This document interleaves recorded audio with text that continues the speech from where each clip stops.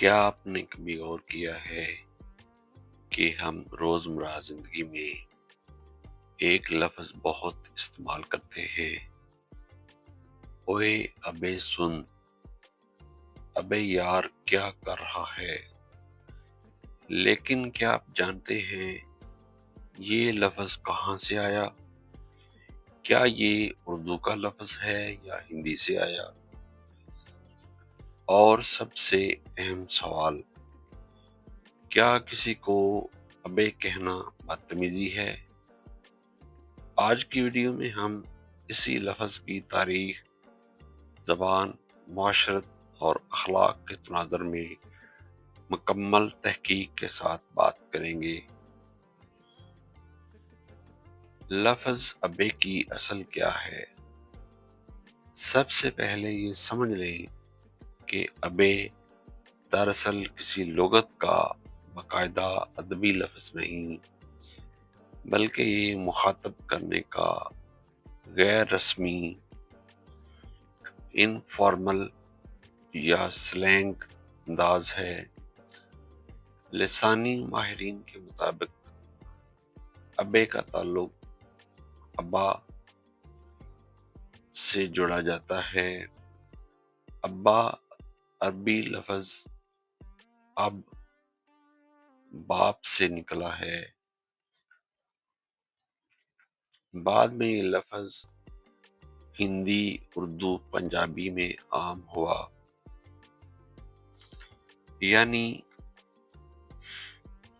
اب، ابا، ابے، ابے بول چال میں۔ یہی وجہ ہے کہ پرانے زمانے میں بعض علاقوں میں دوستوں کو مذاق میں ابے کہا جاتا تھا، جیسے انگریزی میں کوئی اے مین کہتا ہے۔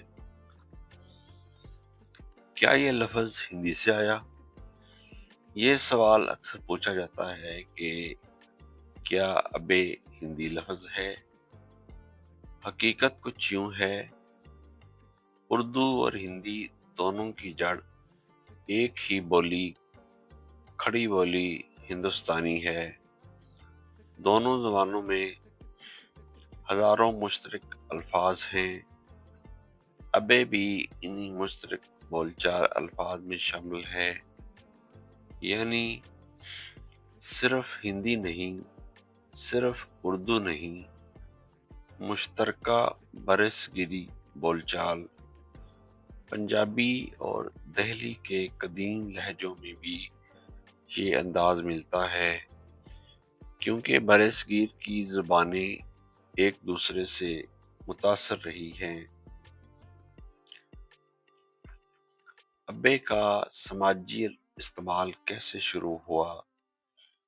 ابتدا میں قریبی دوست، ہم عمر لڑکے، گلی محلے کے ساتھی ایک دوسرے کو غیر رسمی انداز میں بلانے کے لیے استعمال کرتے تھے۔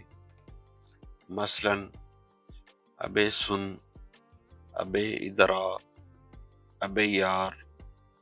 یہ انداز برابری اور بے تکلفی کی علامت تھا۔ مگر مسئلہ کہاں سے شروع ہوا؟ وقت کے ساتھ ساتھ اس لفظ کا لہجہ بدل گیا۔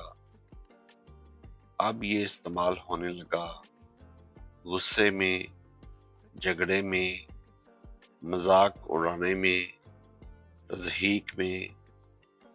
مثلاً ابے چپ کر، ابے جاہل۔ یہاں لفظ کا مطلب بدل گیا اور یہ بدتمیزی میں شمار ہونے لگا۔ کیا ابے کہنا بدتمیزی ہے؟ مختصر جواب، ہاں بھی نہیں بھی۔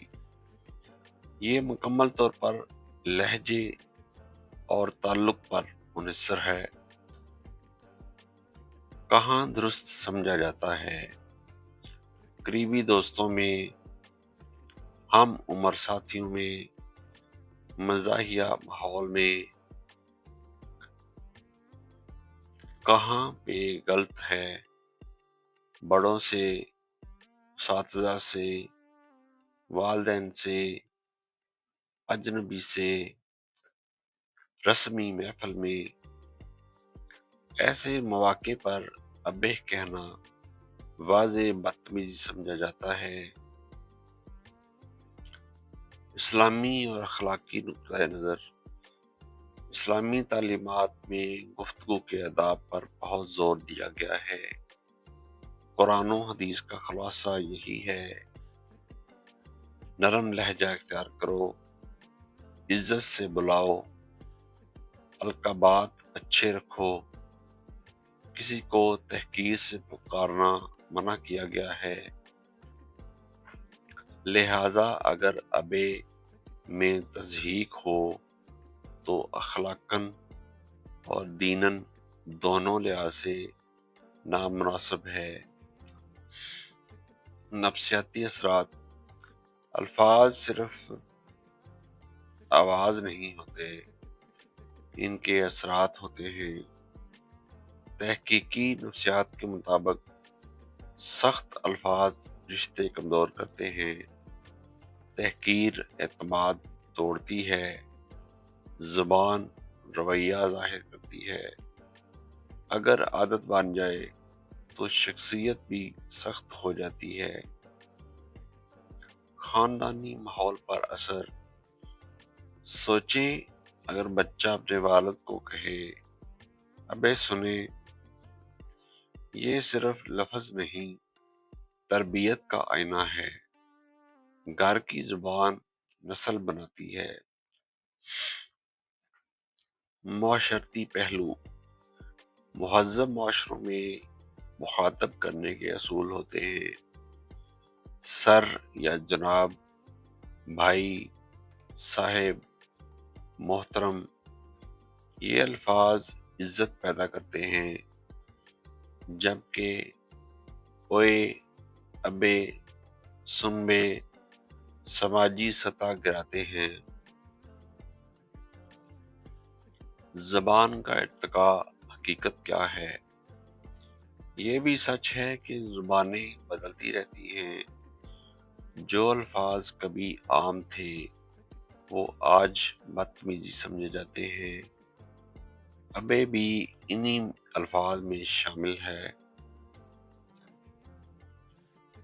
خلاصہ تحقیق: تحقیقی نکات: ابے ادبی اردو لفظ نہیں، بول چال کا سلیگ ہے۔ جڑ ابا سے جوڑی جاتی ہے۔ عربی اب سے تعلق بنتا ہے۔ ہندی اور اردو دونوں میں استعمال ہوتا ہے۔ لہجے کے مطابق معنی بدل جاتے ہیں۔ بہتر متبادل کیا ہے؟ اگر آپ مہذب لگنا چاہتے ہیں تو استعمال کریں: بھائی، دوست، یار، جناب، سر، محترم۔ یہ الفاظ شخصیت بلند کرتے ہیں۔ یاد رکھیں، انسان کی پہچان اس کے الفاظ سے ہوتی ہے۔ زبان دل کا آئینہ ہے۔